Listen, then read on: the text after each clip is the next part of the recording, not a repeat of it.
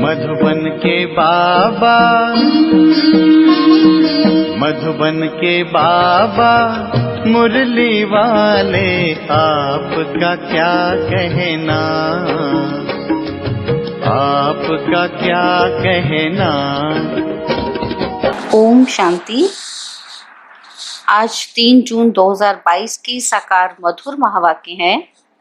आज मीठे मीठे बाबा दादा बोले, मीठे बच्चे, यह खेल है कब्रिस्तान और परिस्तान का। इस समय कब्रिस्तान है, फिर परिस्तान बनेगा। तुम्हें इस कब्रिस्तान से दिल नहीं लगानी है। बाबा ने कहा, मीठे बच्चे, यह खेल है कब्रिस्तान और परिस्तान का। इस समय कब्रिस्तान है, फिर परिस्तान बनेगा। तुम्हें इस कब्रिस्तान से दिल नहीं लगानी है। आज बाबा ने मुरली में प्रश्न पूछा कि मनुष्य कौन सी एक बात को जान ले तो सब संशय दूर हो जाएंगे।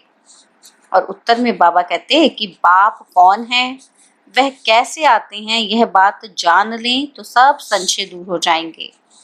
जब तक बाप को नहीं जाना तब तक संशय मिट नहीं सकते।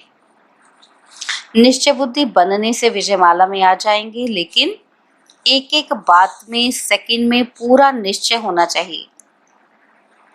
मुरली का गीत है, छोड़ भी दे आकाश सिंहासन। ओम शांति। बाप बैठ बच्चों को समझाते हैं। ये है रूहानी बेहद का रूहानी बाप।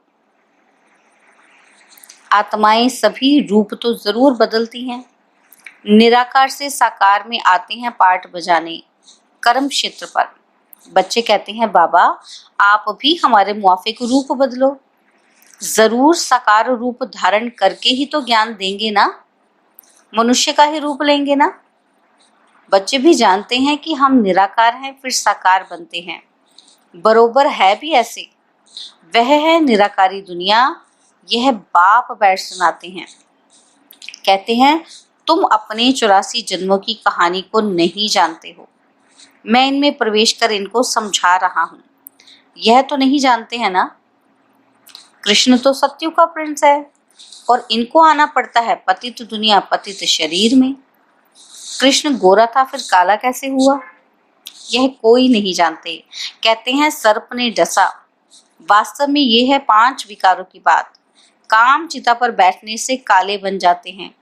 श्याम सुंदर कृष्ण को ही कहते हैं। मेरा तो शरीर ही नहीं है जो गोरा व सांवरा बने।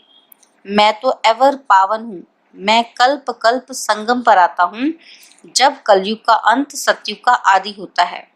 मुझे ही आकर स्वर्ग की स्थापना करनी है। सतयुग है सुख धाम, कलयुग है दुख धाम। इस समय मनुष्य मात्र सब पतित है। सत्युग के लक्ष्मी नारायण महाराजा महारानी की गवर्नमेंट को भ्रष्टाचारी तो नहीं कहेंगे। यहाँ सब है पतित। भारत स्वर्ग था तो देवी देवताओं का राज्य था। एक ही धर्म था, संपूर्ण पावन श्रेष्ठाचारी थे। भ्रष्टाचारी श्रेष्ठाचारियों की पूजा करते हैं।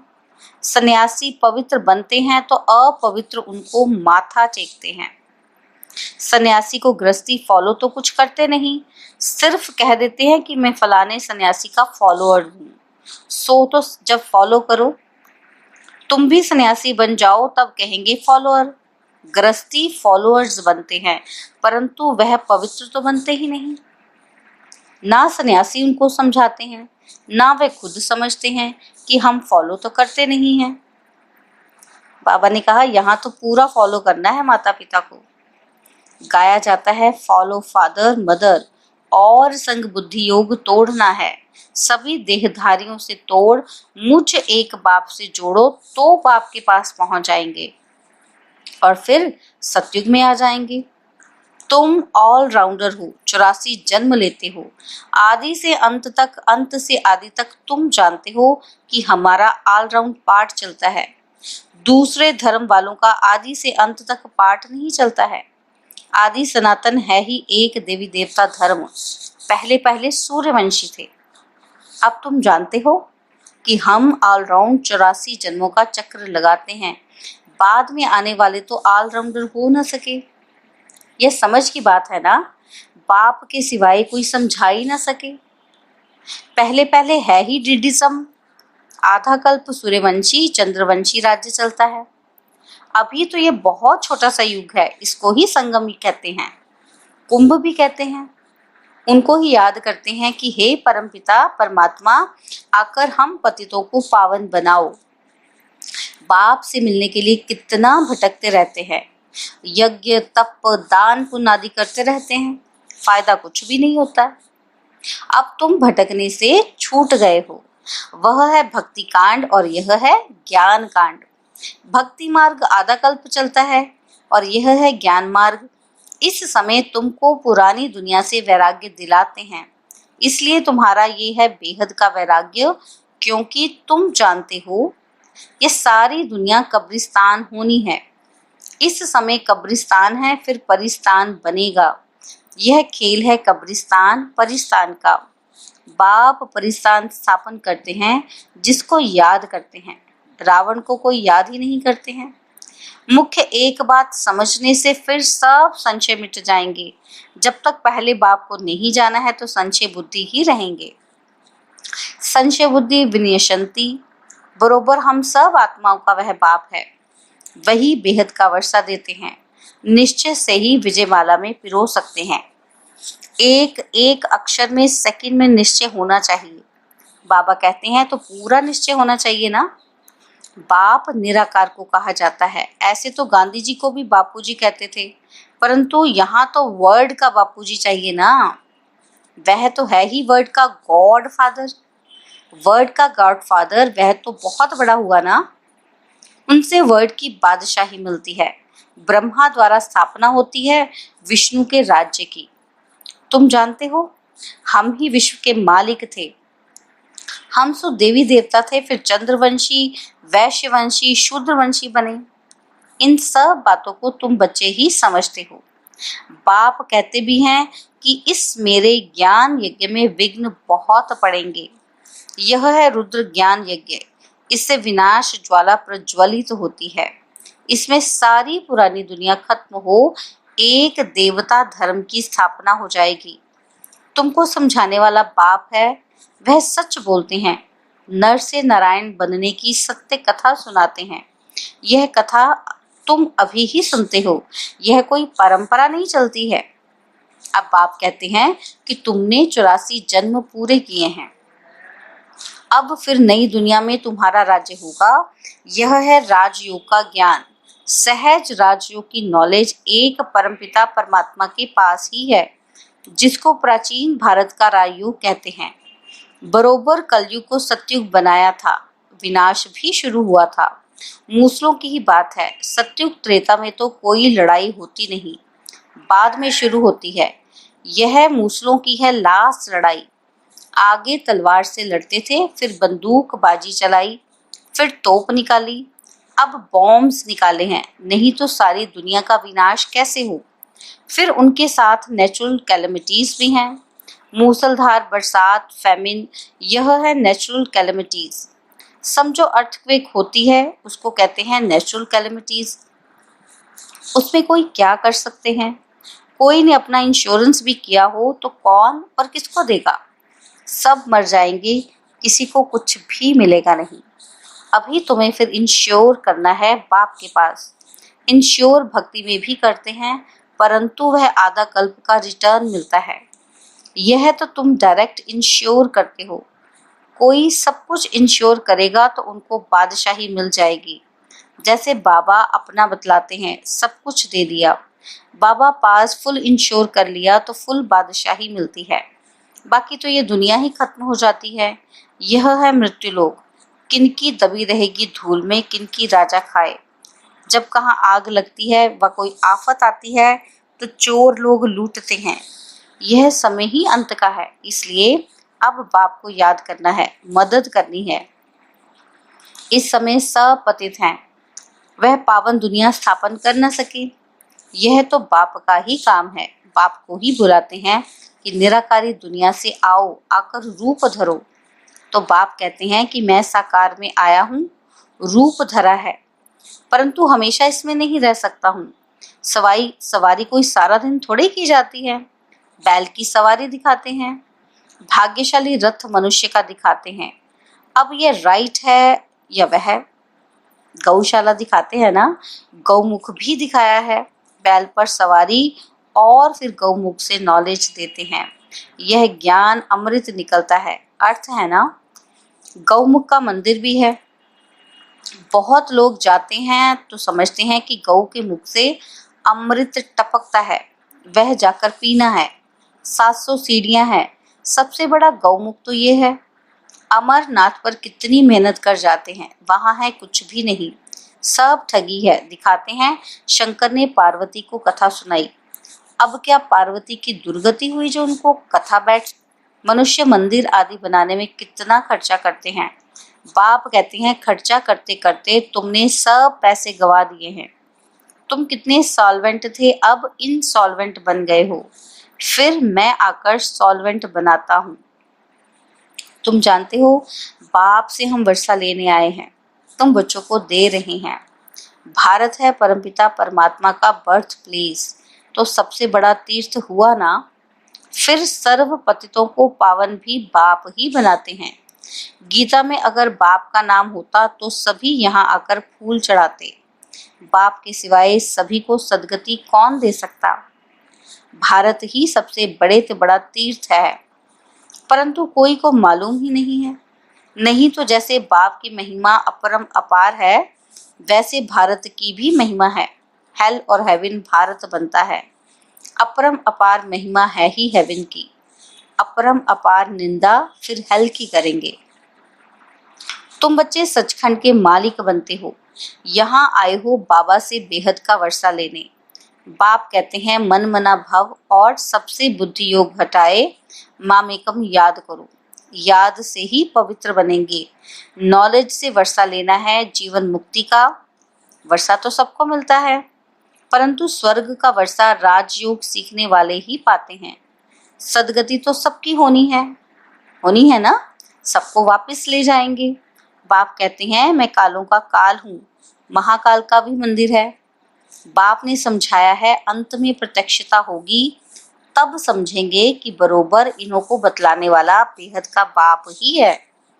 कथा सुनाने वाले अगर अब कहें कि गीता का भगवान कृष्ण नहीं शिव है, तो सब कहेंगे इनको भी बीके का भूत लगा है, इसलिए इन्हों का अभी टाइम नहीं है, पिछाड़ी को मानेंगे।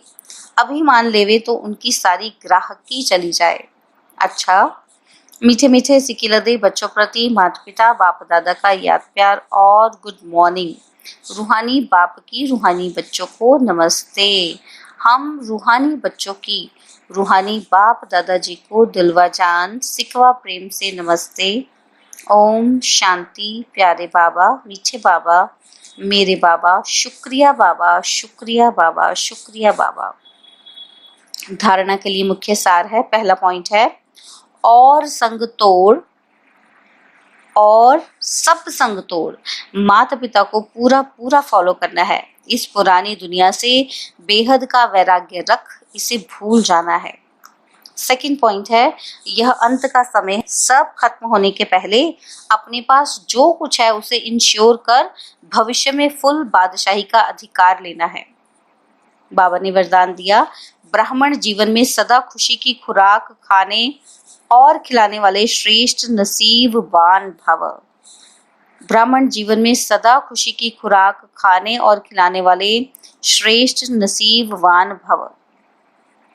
विश्व के मालिक के हम बालक सो मालिक हैं। इस ईश्वरीय नशे और खुशी में रहो। वह मेरा श्रेष्ठ भाग्य अर्थात नसीब। इसी खुशी के झूले में सदा झूलते रहो। सदा खुश नसीब भी हो और सदा खुशी की खुराक खाते और खिलाते भी हो। औरों को भी खुशी का महादान दे खुश नसीब बनाते हो। आपकी जीवन ही खुशी है, खुश रहना ही जीना है।